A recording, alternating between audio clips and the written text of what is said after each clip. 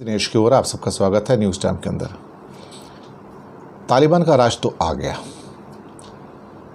अब भारत के लिए बहुत बड़ा क्वेश्चन है कि क्या भारत तालिबान से बात करेगा या नहीं करेगा। क्या भारत तालिबान को एक आतंकवादी संगठन समझता है या कुछ और समझता है। जब तक सरकार में नहीं था तब तक बात कुछ और थी, अब तालिबान सरकार में है। अमेरिका ने पहले कह दिया कि मैं बात तो कर ही रहा हूँ, क्योंकि बात करके ही एग्रीमेंट करके तो अमेरिका ने छोड़ा अफगानिस्तान। रशिया ने बोला कि मेरा एम्बेसडर अभी कल ही बात करने जा रहे हैं। चाइना ने रिकॉग्निशन दे दिया कि हाँ हम बात करेंगे, ट्रेड रिलेशन रखेंगे, हम तो पॉलिटिकल रिलेशन भी रखेंगे।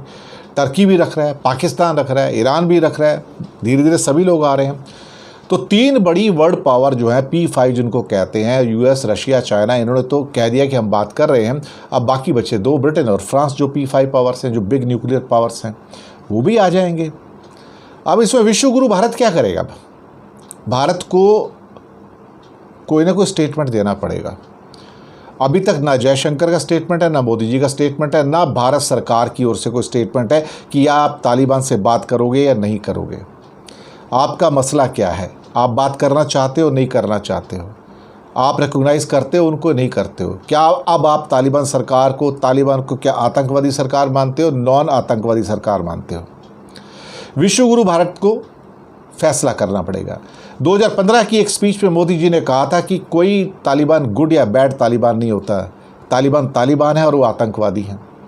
फिर 2016 में एक और स्पीच थी मोदी जी की, जिसमें उन्होंने कहा था कि यूनाइटेड नेशन को फैसला करना चाहिए, एक लिस्ट निकालनी चाहिए कौन टेररिस्ट ऑर्गेनाइजेशन है, कौन सी टेररिस्ट ऑर्गेनाइजेशन नहीं है और कौन से कंट्री को सपोर्ट करते हैं। पर भारत खुद उसको डिक्लेयर करने को तैयार नहीं है। अब तक तो कह दिया, अब डिक्लेयर करने की बारी ये है कि अब इंडिया को सामने आना पड़ेगा कि हम तालिबान को सपोर्ट करते हैं, यानी कि रिकॉग्नाइज़ करते हैं, ये बात करेंगे नहीं करेंगे, आपको क्लियर कट बोलना पड़ेगा। 17 तारीख की सुबह ही C-17 ग्लोब मास्टर विमान इंडियन एयरफोर्स का वहाँ पर उतरता है काबुल एयरपोर्ट पे। वहाँ से करीब 120 इंडियंस को लेके इंडिया वापस आता है। सोचने वाली बात है, आज की डेट में कमर्शियल फ़्लाइट्स अलाउड नहीं हैं। तो वहाँ पर काबुल एयरपोर्ट पे, जो कि तालिबान के अंडर में है, जहाँ कोई भी फ़्लाइट उतरेगी तो बिना तालिबान की परमिशन के उतर नहीं सकती, बिना परमिशन के लोग बोर्डिंग नहीं कर सकते, बिना परमिशन के आप टेक ऑफ नहीं कर सकते उनकी।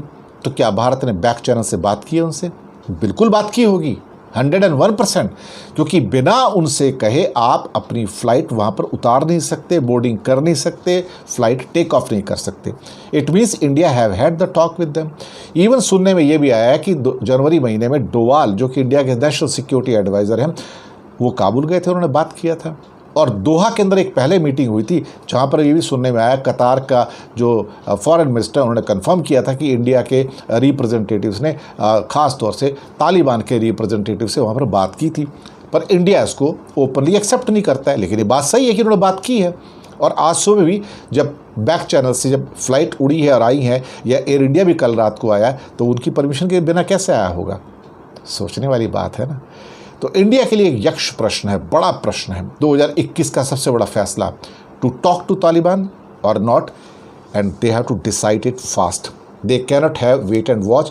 वो ये नहीं कह सकते कि हम यहाँ भी नहीं है और वहाँ भी नहीं है, ऐसे नहीं होता है। या तो आप बात करेंगे या आप बात नहीं करेंगे, क्योंकि अभी भी बहुत सारे इंडियंस वहाँ पर काबुल में फंसे हुए हैं।